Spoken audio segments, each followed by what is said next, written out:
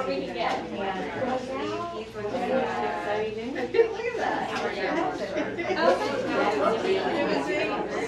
Hey everybody, can I get your attention? Hi and welcome. My name is Zoe Wheel and I'm the Director of Special Projects at the Levitt Jewish Community Center. We are so excited to kick off season 3 of Southern Jewish Voices. We have Michele Forman here today, and we're welcoming back our interviewer, Margaret Norman, who is now the director of the Jewish Community Relations Council. We started this project 3 years ago to celebrate the lives and stories of Birmingham Jewish people. And we want to preserve those for future generations as well. So each of these sessions are recorded and are online. So if you haven't joined us here before, please take a look back at some of the other really interesting stories that we have of our community members when their experiences of growing up Jewish in the South. This is made possible thanks to the Alabama Humanities Alliance and the Ted and Marjorie Levitt LJCC Fund at the Jewish Foundation. I'm really excited. We have a great turnout today. Enjoy lunch, and I'm excited to hear. Thank you, Zoe, and thanks everyone. Thank you all for being here today. I just want to say to you before I introduce our amazing guests that I'm so happy to be here for a 3rd season, and as Zoe noted, I've gone through a title change since last season. But, you know, when asked if we were going to keep doing this program, to me it seemed like a natural fit, you know, in my new role with the JCRC. You know, having done this program for a few years, I know that not only do we have folks from within and beyond the Jewish community come to these sessions, but also that we have hundreds of people view these videos. And so it's really been an amazing chance to highlight the diversity of Jewish voices in our community and share them with the broader community. So it is a natural fit to be continuing this program, and I'm excited to be part of it. And I'm really excited to be here speaking with Michele today, who I was just saying to Zoe, the best part of doing this program for me is always that I get to know so much more about people who I've known for years but have never thought to ask questions about their personal lives, which always end up being really, really interesting. So I'm going to jump on in, and we're going to start, as we always do, just talking a little bit about early life and some context. So you were born in Cincinnati. You spent your earliest years in Atlanta and then moved to Birmingham, and you shared with me that you were one of only a few students who attended, or Jewish students who attended Mountain Brook Elementary at the time that you were growing up. So I'd love if you could just start with a little context about, you know, your early Jewish life here in Birmingham. What was that experience like? You know, what was the sort of Jewish world that you were in? For sure. And thank you everybody for coming today, and thank you so much for having me. So I came to Birmingham when I was in 2nd grade. I had gone to the JCC preschool in Atlanta. So I'd been around, pretty big group of Jewish kids. And then I went to just our, little elementary school, public elementary school in Atlanta that had a bigger Jewish population than the one we found at Mountain Brook Elementary. I mean, I think if my parents had really been clued in that perhaps living in Brookwood Forest maybe have been the move in the late 70s or early 80s, there would have been a bigger community. And I think there were only like 3 or 4 other kids that were Jewish at Mountain Brook Elementary, and we were friends and actually lived pretty close to each other. We lived in that little part of the Mountain Brook community that fed into Mountain Brook Elementary, but is off Overton Road, so really close to where like Overton Park and Chabad are now. And so it was sort of walking distance, but we definitely were like the odd ones out at Mountain Brook Elementary, and then the odd ones out at religious school too. So, we sort of clung to each other. Yeah, absolutely. And I'm going to have a few questions that I'm going to ask you about that dynamic too, but I also want to sort of get into the context of your family. And so, your father grew up in an observant family in Philadelphia, and I didn't know until we spoke for our preliminary conversation that your mother was a Holocaust survivor, and so that you had that context on her side. So Tell us just a little bit about both of your parents' contexts and how those also shaped your early life. For sure. So yeah, my dad's side of the family, for the most part, they had immigrated to the U.S. and it was one strain that came like in the 1880s, and then my grandmother on my father's side, we found her like shipping passage, I think, in like I don't even know, like 1905 or something like that. Oh, wow. I know, it was really pretty crazy. And then, and my grandfather went to Wharton in Philadelphia, and he became the CFO of Pep Boys. So, Manny, Mo, and Jack, and my grandfather was Sam. The legend in the family was that Sam saved Pep Boys during the Great Depression. If you knew my grandfather, was a very anxious person, very nervous, and was watching the markets, and knew something was up, and decided to take all the company's cash out and put it in the safe at a crucial moment that, so, and he loved to work. The work ethic was so extreme. Like the guy that kept hoping for a promotion, I think was like in his 70s before my grandfather finally stopped working. So, but that really sort of set a standard on my dad's side of the family of being interested in business and education. Both my aunt, which was unusual for a woman of that time to go to college, she went to University of Pennsylvania, and so did my dad, but he broke ranks and decided to go and be a chemist instead. But my mom's family didn't come to the States. My mother didn't come to the States until well after the war. She was born in 1939 in Katowice, Poland, which is a disputed territory between Germany and Poland. And she was 3 years old when the war started. They were able really to survive the war because my grandmother was able to get get just fraudulent documents. They were real documents, but they weren't identity papers for her and the kids. And that sort of kept them going. It gave them a certain amount of flexibility. In the early years of the war, they were inside the Warsaw Ghetto, but because she had papers that allowed them to move out, she took the kids out of school and in the summer of 42, and then began to hear that things were really getting terrible. I mean, my grandmother's, again, instincts were sort of incredible, and she was able to save the kids. She sent my uncle away ahead of my mother because he was starting to have encounters on the street with authority figures. Yeah. And as a boy, he was very vulnerable being discovered no matter what the papers said.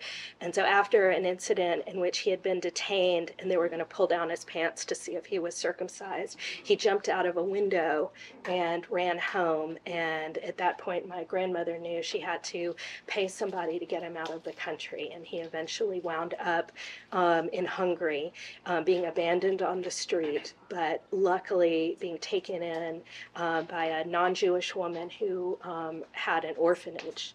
And that's where he stayed. And none of us know how my grandmother figured out where he was, but because it took a number of years to find them. But later on, when things became too dangerous in Poland, my grandmother worked with these men that she called the mountaineers. They were men who are familiar with the routes over the Carpathian Mountains, and they climbed across the border. So my mother's childhood involved very little sense of Jewish identity. My dad grew up in a home where they kept kosher.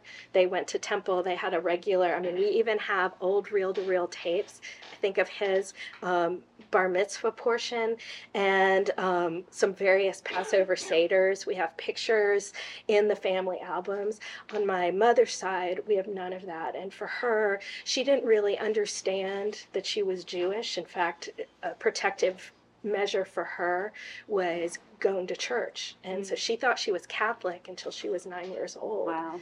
And so her sense of Jewishness really was framed by so much anti-Semitic rhetoric. I mean, when she found out that when the war was over, my mother said, and this was so true of my experience of my grandmother, she did not stand on ceremony. She was a very direct woman. She just told my mother, all right, the war's over. We're going back to Poland, and we're going to, we have to wait in this line, and they're going to ask if you're Jewish, and you're going to say yes. And my mother said, but that's a lie, right? And my grandmother said, no, you're Jewish, and no explanation beyond that. That's been very confusing. Very confusing for her. So her sense of pride in being Jewish, and even a basic understanding of what Jewishness was, came after the war. They had been in a displaced persons camp in Munich, but came when Israel became a nation, and then she went to go live in Israel and just thrived on a kibbutz. And that was really, but it didn't have at all, like, not even an American sense of Jewish identity. It didn't even have a European Jewish sense of identity. Yeah, it's so interesting. And I guess I'm curious to ask, sort of two follow-up questions to that. One is, to which extent did you know these stories growing up? It's an amazing story, and I'm curious, like, how much you've learned over time versus how much you knew as a child, and how did this sense of your family's history on your mother's side sort of impact you living here in Birmingham in the 70s and 80s? Sure. It's so different now. I mean, now people talk about we have Holocaust remembrance. We have, whole schools of like therapy that are dedicated to, dealing with trauma, intergenerational trauma. I mean, was none of that. I mean, the whole ethos of it was like, this horrible thing happened, get over it, move on with your life. And you just can't. I mean, there are reasons why there is, schools of therapy to deal with this. And my grandfather had survived the war. He had been taken as a prisoner of war by the Russian army, by the Soviets. And so he spent that in Siberia. And he felt very guilty that even though it's no picnic to be, a prisoner of war in Siberia, but he, he survived and had a relatively easier time, and he felt enormous guilt over his experience versus his wife and kids, my, mom and my uncle. So to deal with his feelings, nobody ever talked about anything specific about wartime experience, but it was just the war, all caps. Yeah. And so I knew there was this war, and I had no idea when it was. I mean, it could have been yesterday by the presents it had in our house, and so that made its way through. And the idea of my mother having ideas about what she wanted for my life, based on these sort of idealized notions of what peacetime child gets to, she really wanted me to take piano and do ballet and never hear or see anything terrible in the world. I remember her leaping across the table when there was news on about Cambodia, about the killing fields in Cambodia in the 70s. And I mean, I've never seen her move so fast. She just wanted to just cover my ears and eyes. And that was the way I had a sense that there were things that were going on with her. Yeah. That were much deeper. It was not until, probably junior high school that I heard more about her experiences. And honestly, each year she deals out another little story or tidbit. So yeah, that's so interesting. And I guess I'm curious too to hear, like, what was Jewish practice like in your home, given that there were sort of these different identities coming into play? I mean, there is nothing that was regular. So like anything that was, like if you were to think about, it was definitely spirit of the law, not letter of the law. So, my mother didn't really know much about kosher rules. She felt like she was really judged on that by, my grandmother, by her mother-in-law, for sure, and, but, we celebrated every holiday. For my mother, Jewish life came through the book and through learning. That for her, and that's to this day, to this minute, that's she's 87, about to turn 88, and she is constantly hungry to learn more. But it is an intellectual rather than like sort of ritualistic pursuit.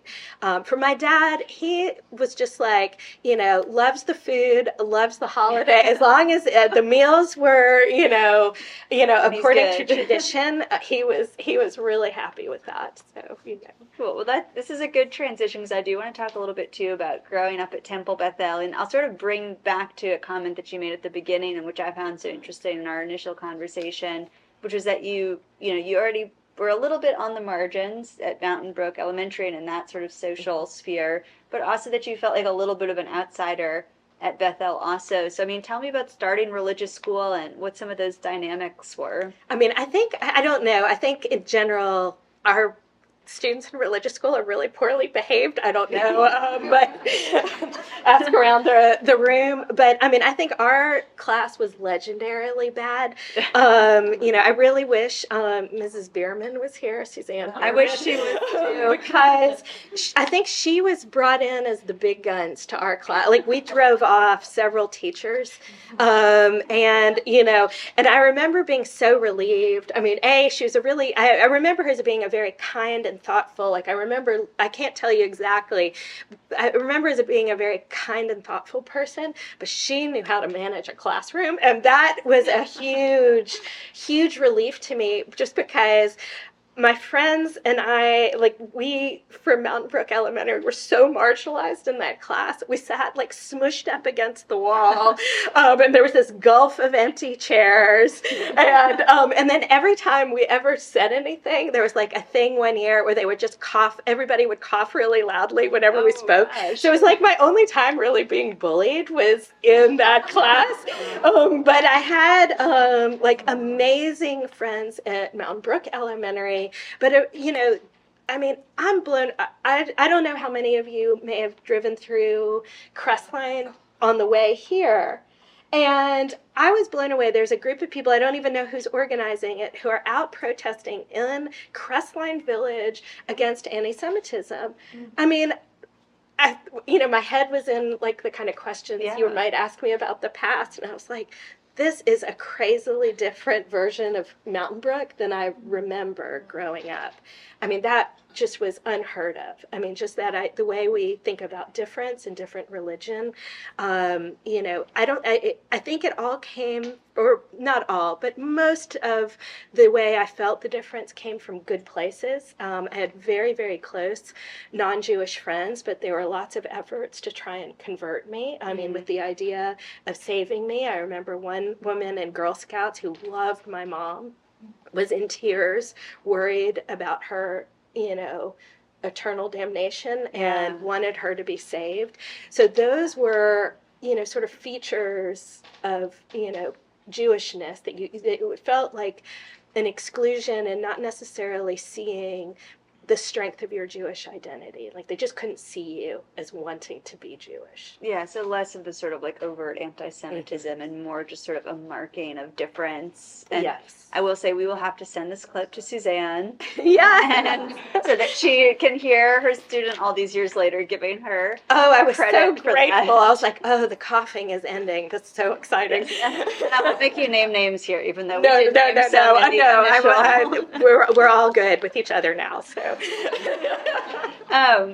I do have another Bethel question, which is that we talked about the bar and bat mitzvahs of the 1980s, and I do not want us to miss an opportunity for you to talk about that, but also because that too got at, again, I think, some of those sort of cultural tensions that you were feeling, which I thought was so interesting. Oh, of course. Well, I was thinking about it. First off, B'nai Mitzvah parties were insane. The 80s was just this blowout era, legendary era. And, I was thinking about the DJ at every one of those parties was Bobby T spinning the hits. And I hear he was at every party, but they had these really secular themes. And, and so my dad came from a much more observant community in Philadelphia, and it was more sort of a Hamisha kind of celebration. It was more religiously focused. focused, family focused. There would be a party and food, but not these like blowout dances. And then my mother had she came to Judaism by learning about the ideals and tenets, having no exposure growing up to any cultural expression or celebration of like what it meant to have a bat mitzvah at Bethel. I mean, and there still is such a great tradition in the community of all the different women, like of Hadassah or the sisterhood, baking for each other. So she knew what happened, but because they weren't part of the social world, they didn't know. They knew what happened, Friday night at the Oneg or for the brunch on Saturday, but they had no idea what happened Saturday nights at Pine Tree Country Club. And that just even on her drive through to pick us up, she was just in shock at what, and so that for me too. I thought that was so funny and really illustrated in some ways some of the central tensions that we talked about. She was like, "What does Alabama football have to do?" It's not a bad question, right? Well, I wanted to sort of transition us into talking a little bit about, your professional life and also coming back to Birmingham. But, first let's talk about leaving Birmingham. So where did you go? Why? My sense was that you were very excited to get out of Birmingham. I really was. Talk to us a little bit about that. And then I want to sort of transition us into talking about how you discover film. For sure. I grew up here. I mean, the 80s, like, I remember, like, the Pita Stop was, like, the one ethnic restaurant, that we would go to, Rossi's for Italian, but it just was not as cosmopolitan on any measure. I mean, if you can use, like, food, which I love to do as a measure of, virtues of a place. But I just felt like, oh, the world is happening somewhere else, really New York, but my mom wouldn't let me apply to any New York school. So I just, thought about, just getting somewhere to like a real city. And that, and part of it too, I think, is just some of the social forces in Mountain Brook. At the time that I was at Mountain Brook High School, sororities and fraternities were still really dominant. Jewish girls couldn't belong to those sororities. And so just feeling some of the social exclusion and really wanting to live in a place that just operated I thought by different rules. They are different, but they're not immune from all of those. As different. Right. And, one of the things that I'd gotten really involved in high school through Youth Leadership Forum was just becoming aware of Birmingham history. And so, learning about Birmingham's civil rights past really sort of, in my mind, thinking about my own family's history, I really wanted to be in a place that felt just more equitable and tolerant. And that just had, was more welcoming to different people. Yeah. And so that didn't feel like that was possible in Birmingham for me when I was in high school. And so I was like, oh, see you, Birmingham. I'm never coming back. and went to Harvard, which was great. I was very lucky that I was good in school and had that opportunity, and knew that I loved literature and art. I mean, one of the things I think that's a good part of sort of always feeling like you're a little 1 foot outside of like the mainstream of like any group you're in is, I wouldn't have, this is only me as an adult looking back, but I really was always trying to just figure out like how things worked. And I read a lot of books. I escaped into books, but I loved literature and I loved art and the kind of experiences that you could connect to people across those boundaries.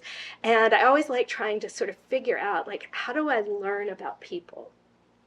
And that set me up perfectly to go into documentary film. You're always on the outside sort of looking in and trying to sort of figure out what it feels like to be inside, and then how do you build a bridge out to other people to be able to sort of have more of a connection. Yeah, absolutely. And then I know, of course, that taking this class with Spike Lee, who you go on to work for, is sort of a formative moment in the discovery of those interests in film. So tell us a little bit about that. And then, that also sort of does circle us back to Birmingham. So, how did you get into film from that class? And then how does it eventually bring you back? Yeah, Harvard it was just such an amazing experience of like who I got to connect with. Because I was double majoring in English and art, Harvard won't let you double major unless you combine them. And so for me, film was the way of combining it. And Harvard had a great documentary program. And that's really where I was like, oh, you're telling stories, but you're using pictures. And then this other element of getting to ask questions of people that as a regular person you can't really ask, but if you've got like the microphone or got the camera with you, all of a sudden that becomes a mechanism to be inside somebody else's life experience. But I knew the way we were learning film at Harvard was not how films really got made. And so I was thrilled to see that Spike Lee was coming as a guest professor my senior year. He was teaching a screenwriting class. And since we talked the first time, I was trying to remember how I got into the class. We had to apply, and I didn't have a screenplay because Harvard's program was so experimental and so dedicated to a certain kind of cinema verite style of filmmaking that I didn't know how to write, even what the script format was. So I didn't have a writing sample in film to give him, but I had this short story that I wrote that was a fictionalized account of a really tragic fatal car accident that happened here in Birmingham that killed a Jewish man walking to shul at KI on Montevallo Road. And I'd totally forgotten that until afterwards. And so I wrote the story from the point of view of, this wasn't I can't even remember the details of it because, I fictionalized it and for some reason that's written over the actual facts. But I wrote it from the point of view of a non-Jewish teenage driver who's feeling extraordinary guilt but winds up becoming like this sort of hero to these like sort of, white supremacists. It was it's the fiction of a 21-year-old, so it's a little over the top. But that was what I'd sent in, and so I think that I didn't. I came to know Spike later on, having roots in the South and roots here in Alabama, in Snow Hill, Alabama, but.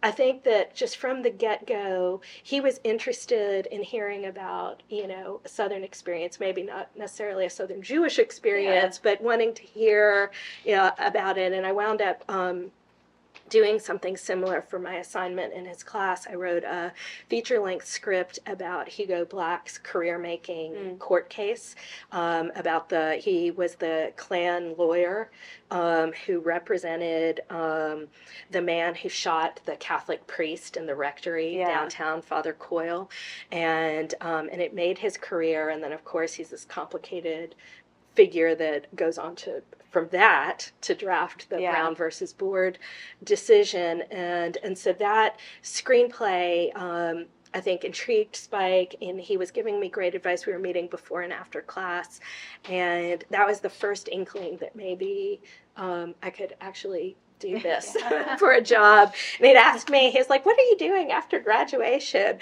And I was like, I don't know. My dad's telling me I need to make some money, and and I'd like to move to New York. I was just giving this long-winded answer, and then he just cut me off, and he grabs a phone off of the desk of the person we were meeting in, because he was a guest professor, and even he didn't get his dedicated office.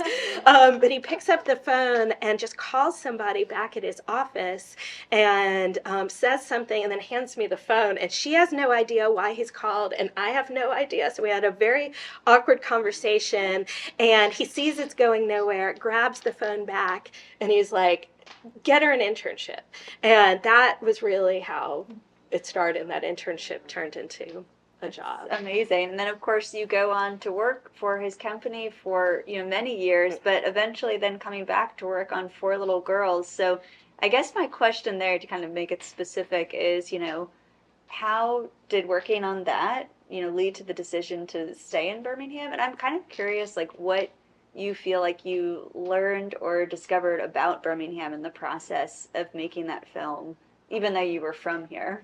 Oh, I saw Birmingham from such a different perspective, and that experience changed the trajectory of my entire life. And it's so powerful. We hadn't really set out to make the film that would become Four Little Girls about the 16th Street Baptist Church bombing right off the bat. In fact, what sort of brought me back in a professional capacity to Birmingham was the Jackie Robinson story. Yeah. And so, I'd been working very closely with Spike and Rachel Robinson, Jackie's widow, and Arnold Rampersad, the Princeton professor who wrote the Jackie Robinson definitive biography, working in the archive, and we're getting pretty close to having a viable script. And Ebbets Field in Brooklyn had been torn down, and so good Birmingham girl, Rickwood Fields, the oldest still standing park.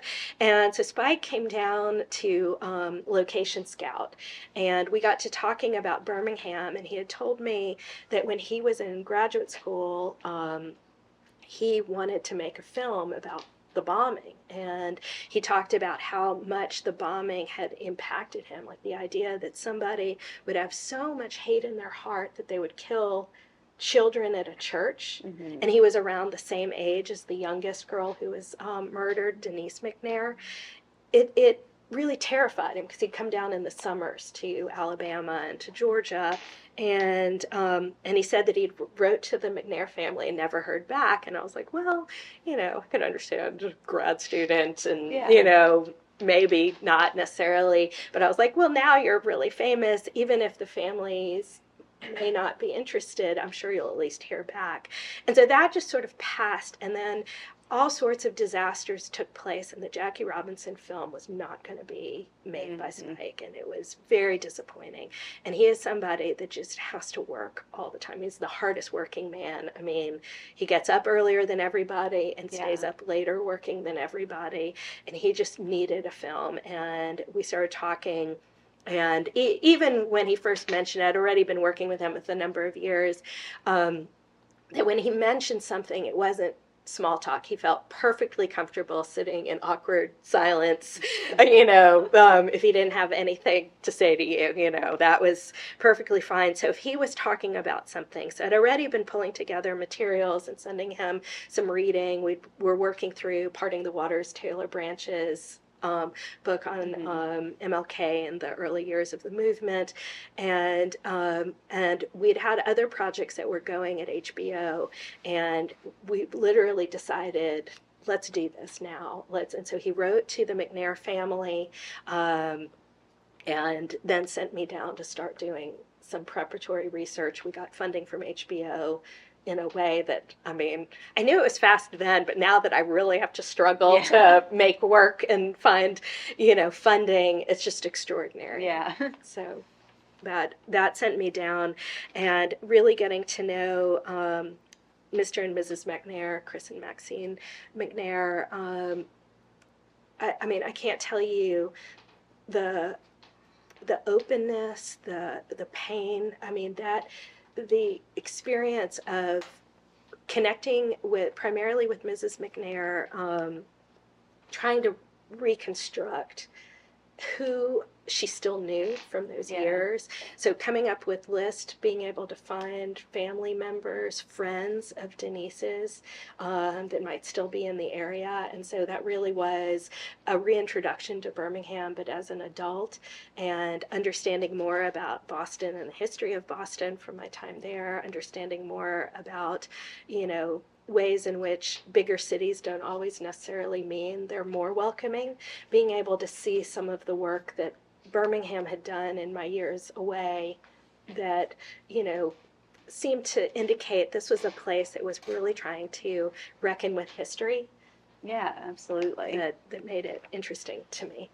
Well, and I know also that during that time, so we've sort of two more questions and we'll come to a close. And we could keep talking about your career all day, so I regret that we can't sort of do that. But you know, I know that you also meet your husband during the time that you're working down here, and, you know, then you get married, you stay in Birmingham. And so I do want to ask you, too, you know, having grown up here and then coming back after this sort of period of rediscovering the city, you know, what has it been like to raise your own family here? And I'll just add to that, too, you know, we've talked to several people on Southern Jewish Voices who are in interfaith relationships, so I'd love if you could sort of bring that in as For well. sure, for sure. Well, my husband grew up not far from where I was born. He grew up in Dayton, Ohio, non-Jewish, and but comes, you know, loves all the Jewish traditions. I was worried a little bit about my family's acceptance of somebody non-Jewish, because it was very important, I think, to my mother in particular, that